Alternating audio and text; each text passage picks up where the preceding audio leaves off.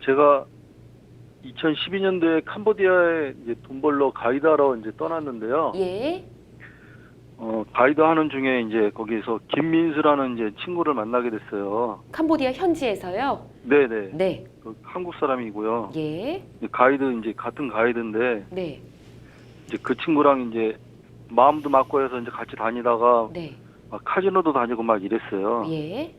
그래서 한 3, 4년 정도를 이제 사귀게 됐는데 예. 제가 그 친구한테 한 500만 원을 빚을 지게 됐어요. 네. 그 중에. 네.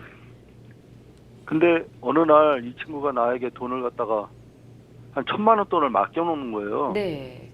그래갖고 내가 이제 불안해서 나한테 맡기지 마라 얘기했는데도 뭐 내일 카지노 그 돈 갖고 갈 거니까 네. 잠시 네가 갖고 있어라 그래갖고 갖고 있었는데 그 돈을 내가 카지노가 갖고 써버리셨군요. 카지노에다 다 날려버렸어요. 아, 그러셨어요. 네. 예.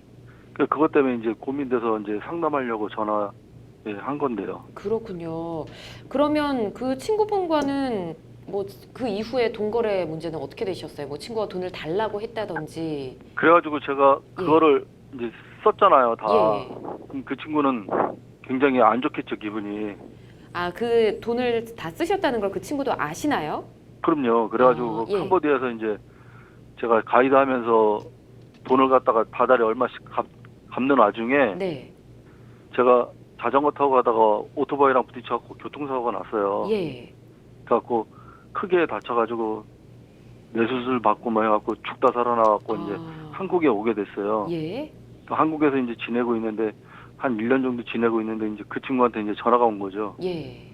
나에게 이제 횡령죄 뭐 이런 걸로 해갖고 고소를 하겠다. 예. 뭐 그런 식으로 이제 얘기를 해서 네. 이게 어떻게 되는 건가 하고 그렇군요. 상담하게 됐어요. 알겠습니다. 2012년부터 있었던 일이니까 꽤 시간이 좀 지나긴 했는데 네. 우선 친구분의 돈을 그렇게 쓰신 거는 상담자님이 좀 잘못하신 거는 알고 계실 거라 생각합니다. 아, 그럼요. 예. 예, 자 그럼 일단 어떻게 될지 좀 법적으로 알아보도록 할게요. 최종인 변호사님께서 지금 옆에서 듣고 계셨는데요. 구체적으로 또 궁금한 점 있으시죠? 예, 예. 안녕하세요. 네, 안녕하세요, 변호사님. 예. 예, 일단 그럼 지금 결과 한 얼마 정도 갚으신 거예요? 지금 제가 지금 병원비 뭐 쓰고 해갖고 돈이 없어갖고 못 갚았어요. 결국은 못 1,000만 원 갚으셨어요? 그 맡겨놓은 돈을 갖다 지금 하나도 변제를 안 했어요. 좋습니다. 근데 이제 친구분이 돈을 맡겨달라고 했었잖아요. 네네. 근데 이제 돈을 맡길 때 그 돈을 네. 맡겨달라고 했을 때 그 이유가 아까 전에 네. 뭐 내일 이거를 카지노에서 자기가 쓸 테니까 맡아달라라고 얘기를 했었다라는 거잖아요. 네네. 그러면서 그 의미는 결국에는 이 네. 돈은 사용하지 말라라는 의미가 네. 담겨 있다고 보여요. 네네. 그렇죠. 그렇죠. 네. 그리고 그 1,000만 원을 근데 다음 날 그 친구분이 쓰겠다라고 말씀을 하셨다고 하셨는데 네네. 그 돈을 바로 다음 날 사용을 하신 거예요, 그러면? 제가 네. 갖고 있다가 밤에 몰래 가갖고 카지노 가갖고 밤에 가셔가지고 그걸 쓰신 거예요? 네, 제가 다 먹어요. 친구분한테는 당연히 말은 안 하셨겠네요. 그렇죠. 예. 그럼 친구분이 그걸 언제 알게 됐어요? 요거 돈을 다 쓰셨다는 걸? 하루 뒤에 알았죠. 그 바로 하루 뒤에 알았고 그때 뭐라고 하셨나요, 친구분이? 알아서 하라 그러죠. 죽는다고 뭐. 화가 나가지고? 네. 네. 그래요. 이게 지금 친구분께서는 그러면은 이게 결국은 뭐 형법적으로 일단 말씀을 드리면 뭐 타인의 재물을 보관하는 자라면 그 재물을 사적인 목적으로 처분한다는 의사를 가지고 뭐 처분하거나 이제 반환을 거부하면 이제 형법적으로는 횡령죄라는 게 성립을 해요. 네네. 근데 이제 친구분이 금전을 맡겼을 때 네. 이제 중요한 게 목적이나 이제 용도를 지정을 해서 맡겼던 것이냐 아니냐라는 부분에 따라서 이제 횡령죄의 성립 여부가 조금 달라지는 부분이 있거든요. 네. 근데 지금 친구분께서 단순히 그냥 이 돈을 맡아달라라는 게 아니라 내가 이거를 사용을 할 테니 네. 그때까지 맡아달라는 의미는 네. 뭐 결국에 본인이 사용할 때까지 이거를 쓰지 말고 가지고 있어 달라라는 의미로 생각이 들거든요. 네네. 맞아요. 그리고 아까 전에 그때 그 1,000만 원을 친구분이 맡기는 당시에 이미 그 친구분한테 조금 빚이 있다라고 말씀을 아까 하셨던 것 같아요. 네네. 그렇다면 그때 이미 상담자분께서는 그 돈을 만약에 그 1,000만 원 맡긴 돈을 쓴다면 그 돈을 뭐 당장 뭐 자신의 통장이나 뭐 집에 있는 돈으로 이거를 충당할 수 있는 상황도 아니었던 거잖아요. 네네. 그렇다면은 이게 뭐 조금 이견이 있을 수는 있을 것 같기도 한데 제가 봤을 때는 친구분께서 이게 어떻게 보면 용도를 지정을 해서 맡긴 게 아닌가. 1,000만 원이라는 돈을 내가 그거를 그러니까 요 부분에 대해서 좀 판단이 달라질 수 있는 부분이라고 생각이 드는 거는 보통 이제 누군가 사람한테 돈을 맡길 때 그 돈을 어떤 목적으로 사용해 달라라고 맡기는 경우가 있잖아요. 네네. 그러면은 그거는 그 사람한테 내가 목적이나 용도를 지정받아서 그 돈을 사용해야 되니까 다른 목적으로 사용을 하면 안 되죠. 그러면 이제 횡령죄가 성립하는 건 분명하다라는 거죠. 근데 친구분께서 단순히 이거는 내가 내일 쓸 때까지 그냥 보관해 달라라는 의미로 했다라고 한다면 그게 특정한 목적이나 용도를 지정했다라고 볼 수도 있을 것 같고 아니면은 그냥 금전을 맡겨놓은 거다라고 생각을 할 수도 있을 것 같아요. 근데 그 목적이나 용도의 지정 여부에 따라서 조금 결론이 달라질 것 같은데 그 부분에 대해서 목적을 지정했다라고 본다면 뭐 횡령죄가 성립을 하겠죠.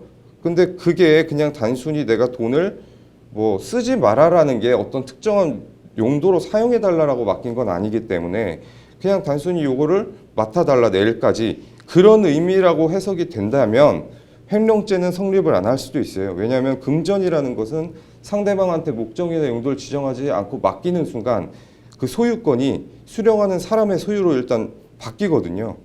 그래서 그런 부분에 따라서 이게 횡령죄가 성립하는지 안 하는지는 조금 판단이 달라질 수도 있겠다라는 생각이 들어요. 그러니까 저한테 맡긴 목적이 그 친구가 맡긴 목적이 내일 카지노를 나랑 같이 갈 거니까 잠깐 나보고 갖고 있으라 오늘 밤만. 걔가 일 중이었었거든요. 네네. 그래서 이제 저한테 돈을 맡겨놓은 거예요. 그러니까 일하는 그거 중에. 그렇다고 한다면 그게 만약에 횡령죄가 성립을 안 한다라고 하더라도 네네. 뭐 배임죄라는 게 또 있어요. 그 타인의 사물을 처리하는 사람이 그 네. 임무를 위배해서 그 재산상 이득을 취할 때 성립하는 거거든요. 네네. 그러니까 만약에 횡령죄가 그게 용도나 목적이 특정되지 않은 것이라고 만약에 본다라고 해서 횡령죄가 성립하지 않는다라고 하더라도 네. 그 지금 상담자분은 결국에 친구분한테 그 돈을 내일까지 쓰지 말고 맡아달라는 어쨌든 임무를 뭐 부여받았다라고 볼 수가 있는 거죠. 네네. 그렇다고 한다면 그거를 그때까지 보관을 하지 않고 쓰지 않고 보관을 한 게 아니라 뭐 임의로 사용을 한 거잖아요. 결국에 본인을 위해서. 네. 그렇다라고 한다면 뭐 배임죄가 성립을 할 수도 있겠어요. 그렇게 된다면. 그래서 뭐 제가 봤을 때는 횡령죄랑 배임죄 중에 어쨌든 성립은 할 것 같다. 그래서 친구분이 고소를 하면은 처벌받을 가능성이 대단히 높다라고 생각이 드네요. 그럼 제가 만약에 이거를 갖다가 그 친구가 나한테 소송을 걸든 뭐 하든 해갖고 이건 뭐 교도소 가서 살아야 되는 거예요, 그럼요? 그거는 소송을 하는 건 아니고 이제 그 친구분께서 상담자분을 이제 형사 고소를 하게 되면 뭐 횡령죄나 배임죄를 두 가지 혐의를 다 해서 고소를 할 거예요. 두 가지 중에 어느 것이 성립할지가 조금 불분명한 사안이기 때문에 보통 그렇게 고소를 또 많이 하기 때문에 그래서 그 부분에 대해서 고소를 되면 이제 당연히 상담자분께서 경찰이나 검찰 조사를 받을 거고 그 받아서 유죄가 이제 뭐 나중에 이제 뭐 재판까지 가서 유죄가 확정된다라고 한다면 당연히 처벌을 받겠죠. 이제 횡령죄랑 배임죄는 벌금도 규정이 되어 있고 징역도 법정형으로 규정이 되어 있어요. 그렇기 제가 만약에 때문에 교도소 가서 살고 만약에 나왔다 치자고요, 그럼 변호사님. 뭐 그러면 교도소를 반드시 간다라고 보긴 좀 어려울 수도 있는데 금액이든 뭐 이런 것들 둘 사이의 관계를 고려하면 뭐 네. 간다라고 치더라도 뭐 돈을 갚아야 되냐 그런 말을 하고 싶은 거예요? 네네네. 돈은 갚아야죠.